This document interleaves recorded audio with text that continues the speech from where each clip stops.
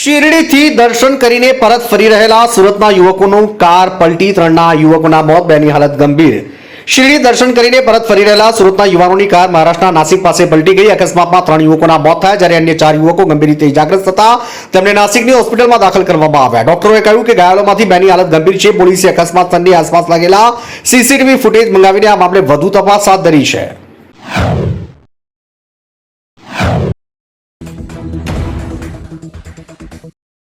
રાષ્ટ્રપતિ મુર્મુએ રાફેલ ફાઇટરમાં ભરી ઉડાન, રાષ્ટ્રપતિ કાર્યાલયે શેર કરી તસવીરો।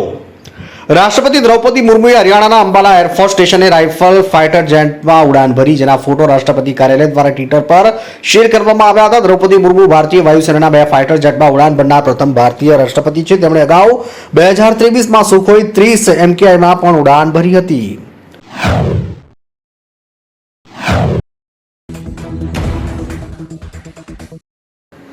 ગુજરાતમાં કમોસમી વરસાદથી ખેડૂતોના પાક નુકસાનીના સર્વેની ગુજરાત સરકારે આપી મંજૂરી। ગુજરાત સરકાર દ્વારા કેબિનેટ બેઠકમાં રાજ્યમાં કમોસમી વરસાદને કારણે ખેડૂતોમાં પાકને થયેલા નુકસાનની સર્વેની મંજૂરી આપવામાં આવી।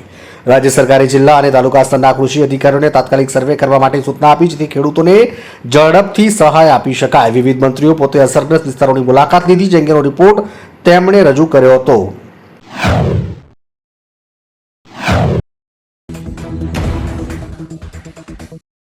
यूपीમાં ઝઘડા બાદ મહિલાએ પતિના પ્રાઇવેટ પાર્ટ પર બ્લેડ વડે માર્યા ઘા, લોહી લુહાણ પતિ પહોંચ્યો હોસ્પિટલ।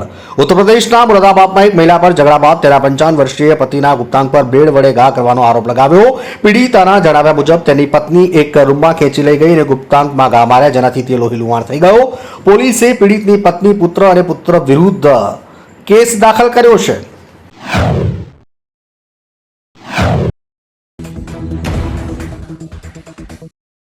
અમદાવાદમાં કિન્નરોએ પોલીસની હાજરીમાં રસ્તો રોકી ધમાલ મચાવી, પછી સામૂહિક ફિનાઇલ પી લીધું।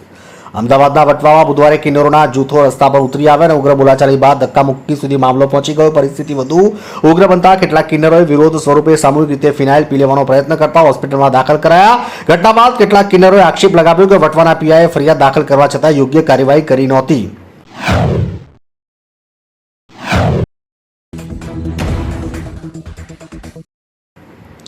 પીએમ મોદીની મુંબઈ મુલાકાત પહેલા ઝુંપડપટ્ટી પર લાગ્યા પડદા, વિપક્ષે કહ્યું ગરીબી છુપાવો અભિયાન। પીએમ નરેન્દ્ર મોદીની મુંબઈ મુલાકાત પહેલા જોગેશ્વરી વિસ્તારમાં ઝુંપડપટ્ટીની બહાર પડદા લગાવવા પર રાજકીય વિવાદ ફાટી નીકળ્યો છે। વિપક્ષે રાજ્ય સરકારની ટીકા કરી છે અને આ પગલાને ગરીબી છુપાવવાનું અભિયાન ગણાવ્યું। વિપક્ષ દ્વારા ભાજપ પર ગરીબોનું અપમાન કરવાનો પણ આરોપ લગાવવામાં આવ્યો છે।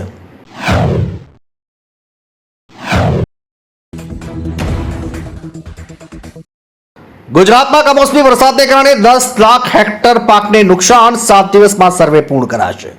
રાજ્ય સરકારના પ્રવક્તા જીતુ વાઘાણીએ કહ્યું કે 5 જિલ્લામાં ભારે વરસાદ પડ્યો, જેના કારણે 10 લાખ હેક્ટરથી વધુ જમીન પર પાકનો નાશ થયો છે। વધુમાં તેમણે કહ્યું કે નુકસાનીનો સર્વે 7 દિવસમાં પૂર્ણ કરવામાં આવશે અને સર્વે પૂર્ણ થયા પછી રાહત પેકેજ જાહેર કરવામાં આવશે, જે અંતર્ગત મંત્રીઓને વિવિધ ક્ષેત્રો માટે જવાબદારી સોંપવામાં આવી છે।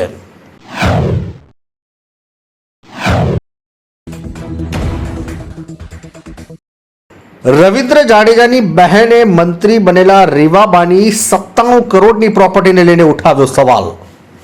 રવિન્દ્ર જાડેજાની બહેન અને કોંગ્રેસ નેતા નૈનાબા જાડેજાએ મંત્રી બનેલા રીવાબાની 97 કરોડની પ્રોપર્ટીને લઈને સવાલો ઉઠાવ્યા। નૈનાબાએ કહ્યું કે 97 કરોડની પ્રોપર્ટી બતાવી તે આશ્ચર્યની વાત છે। રીવાબાના માતા રેલવેમાં ક્લાર્ક હતા અને પિતા પીજી વિશેલમાં થાંભલા ખોદતા હતા। વધુમાં તેમણે ઉમેર્યું કે 2.5 વર્ષમાં 97 કરોડની પ્રોપર્ટી થઈ છે, તો હવે લોકોએ સમજવું કે તેમના ધારાસભ્ય રોડપતિમાંથી કરોડપતિ કઈ રીતે થયા।